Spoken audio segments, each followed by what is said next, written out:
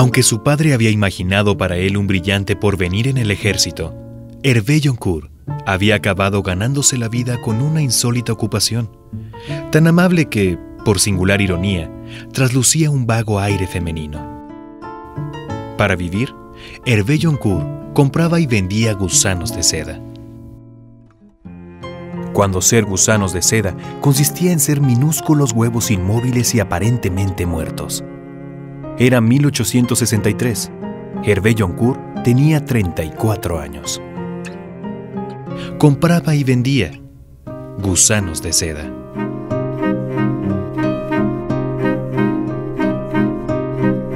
Red Radio Universidad de Guadalajara y Feria Internacional del Libro presentan Seda, novela original de Alessandro Barico. Una producción de Cecilia Fernández y Gabriela Bautista. En el capítulo anterior de Seda, otro viaje a Japón se ha efectuado. Hervé Joncourt permaneció por algunos días en casa de Harakei. Vivió festejos. Tuvo un encuentro carnal lleno de quietud con una joven nipona y partió de regreso a casa, cargado de pesar y desconcierto. Capítulo 7. El fin del mundo.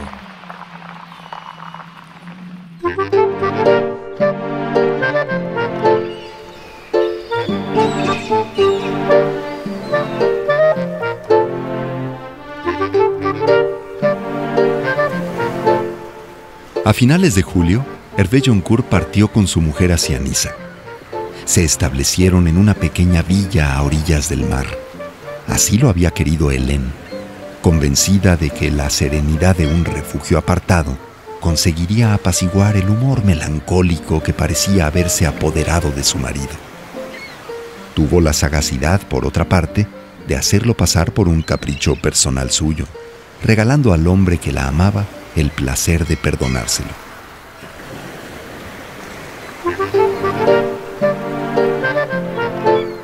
Pasaron juntos 3 semanas de pequeña, intachable felicidad. Los días en que el calor aflojaba, alquilaban una carroza y se divertían descubriendo pueblos escondidos en las colinas, desde donde el fondo del mar parecía de papel de colores.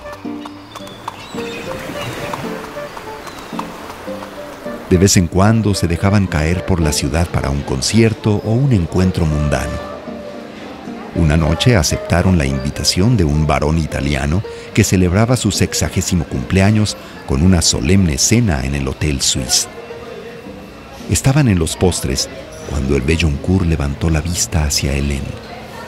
Estaba sentada al otro lado de la mesa, junto a un atractivo caballero inglés que, curiosamente, lucía en la solapa del saco una coronita de pequeñas flores azules. Hervé Joncourt le vio inclinarse hacia Hélène y susurrarle algo al oído. Hélène se echó a reír de un modo bellísimo, y mientras se reía, se desplazó ligeramente hacia el caballero inglés, llegando a rozarle con sus cabellos el hombro, en un gesto que no tenía nada de embarazoso, pero que era de una exactitud desconcertante. Hervé Joncourt inclinó la vista sobre su plato. No pudo dejar de notar que su mano, que sostenía una cucharilla de plata, estaba indudablemente temblando. Más tarde, en el fumoir, Hervé Joncourt se acercó, tambaleándose debido al excesivo alcohol ingerido, a un hombre que, sentado solo ante una mesa, miraba al frente con una vaga expresión de estupidez en el rostro. Debo comunicaros una cosa muy importante, señor. Damos todos asco. Somos todos maravillosos y damos todos asco. El hombre venía de Dresde. Era tratante de ganado y no entendía bien el francés.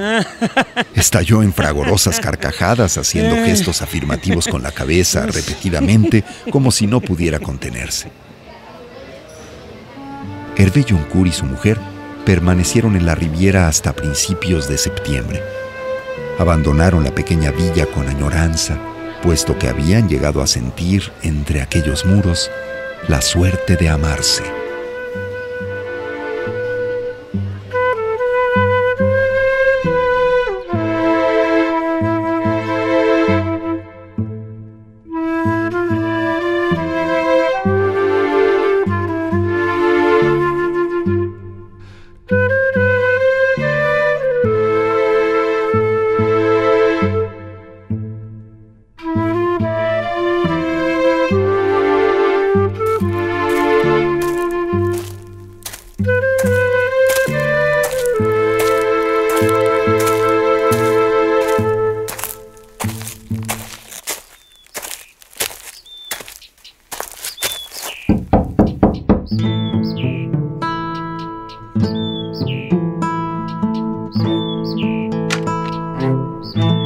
Baldaviu llegó a casa de Hervé Joncourt a primera hora de la mañana.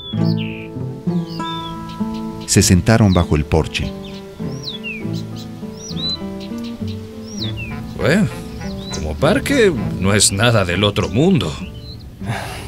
Todavía no he empezado a construirlo, Baldaviu. Ah, por eso. Baldaviu no fumaba nunca por la mañana. Sacó la pipa, la llenó y la encendió. He conocido al tal Pasteur. Es un hombre muy preparado. Me ha enseñado cómo se hace. Es capaz de distinguir los huevos enfermos de los sanos. No sabe curarlos, claro, pero puede aislar los sanos. Y dice que probablemente un 30% de los que producimos lo están. Dicen que en Japón ha estallado la guerra. Esta vez de verdad.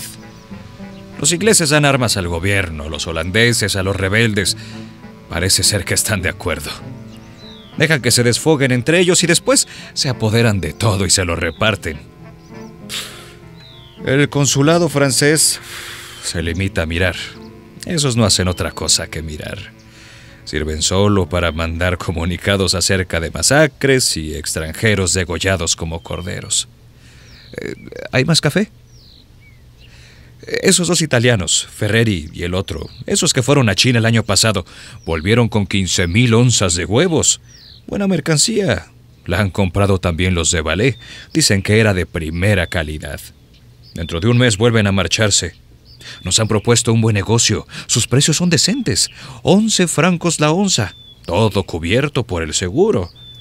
Es gente seria. Cuentan con una organización a sus espaldas. Venden huevos a media Europa. Gente seria, te repito. No lo sé. Pero quizás lo consigamos.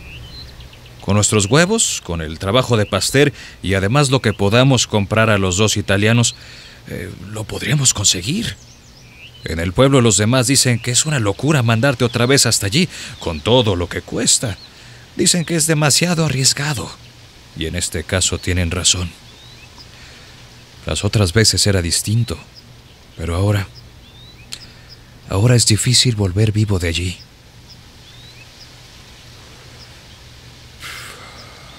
La verdad es que ellos no quieren perder los huevos. Y yo no quiero perderte a ti. Hervé Joncourt permaneció unos instantes con la mirada fija en el parque que no existía. Después, hizo algo que no había hecho nunca. Yo voy a ir al Japón, Baldaviu.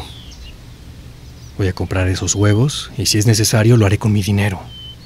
Tú debes decidir únicamente si se los venderé a ustedes o a cualquier otro. Baldaviu no se lo esperaba.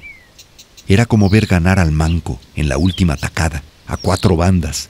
Una figura imposible.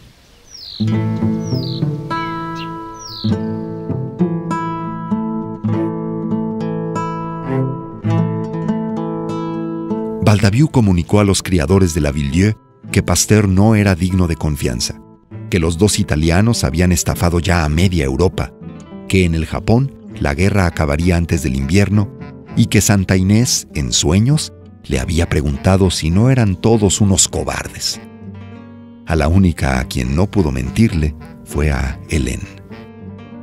¿De verdad es imprescindible que parta, Baldaviu? No, ¿Y entonces por qué? yo no puedo detenerlo.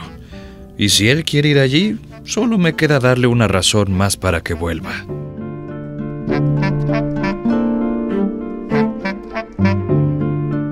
Todos los criadores de la Villieu pagaron, aún de mala gana, su cuota para financiar la expedición. Hervé Joncourt inició los preparativos y a primeros de octubre estaba listo para partir. Hélène, como todos los años, le ayudó sin preguntar nada y ocultándole todas sus inquietudes. Solo la última noche, tras haber apagado la lámpara, halló fuerzas para decirle: Prométeme que volverás. Te lo prometo.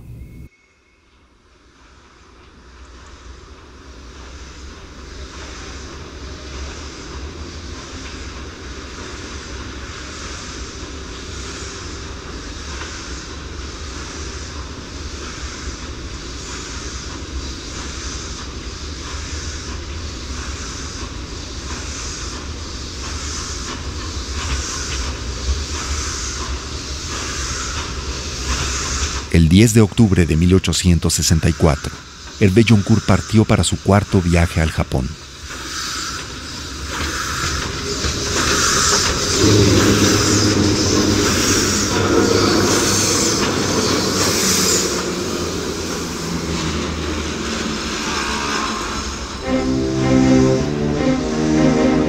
Cruzó la frontera cerca de Metz, atravesó Württemberg y Baviera, entró en Austria, llegó en tren a Viena y Budapest para proseguir después hasta Kiev. Recorrió a caballo 2000 kilómetros de estepa rusa, superó los Urales, entró en Siberia, viajó durante 40 días hasta llegar al lago Baikal, al que la gente del lugar llamaba el Santo.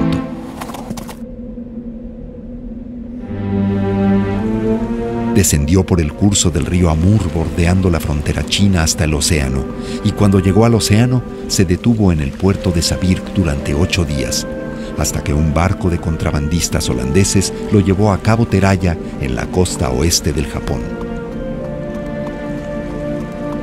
A caballo, viajando por caminos, atravesó las provincias de Ishikawa, Toyama, Niigata y entró en la de Fukushima. Cuando llegó a Shirakawa, halló la ciudad semidestruida y una guarnición de soldados gubernamentales acampados entre las ruinas. Rodeó la ciudad por el lado este y aguardó en vano al emisario de Harakei.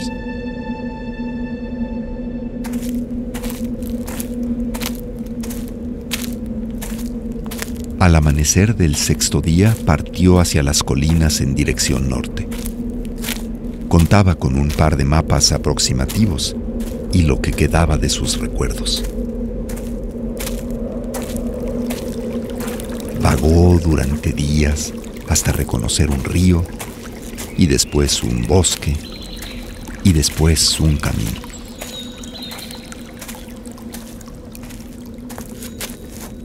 Al final del camino encontró la aldea de Harakei, completamente quemada. Casas, árboles, todo. No quedaba nada. No quedaba un alma. Hervé Joncourt permaneció inmóvil, mirando aquel enorme brasero apagado. Tenía tras de sí un camino de 8000 kilómetros y delante de sí la nada.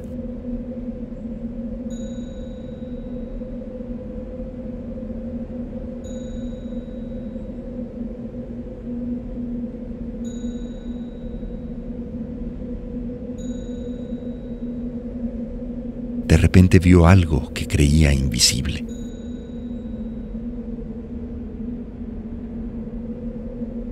El fin del mundo.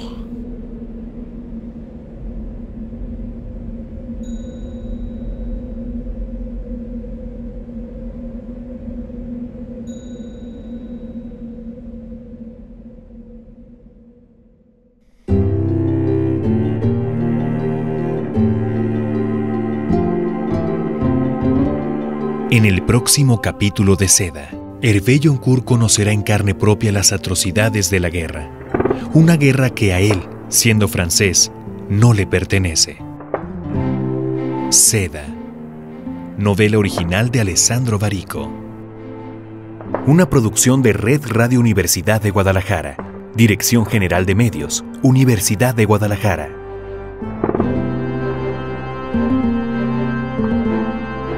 Visita la página www.sedaxhug.com y escucha los capítulos de Seda.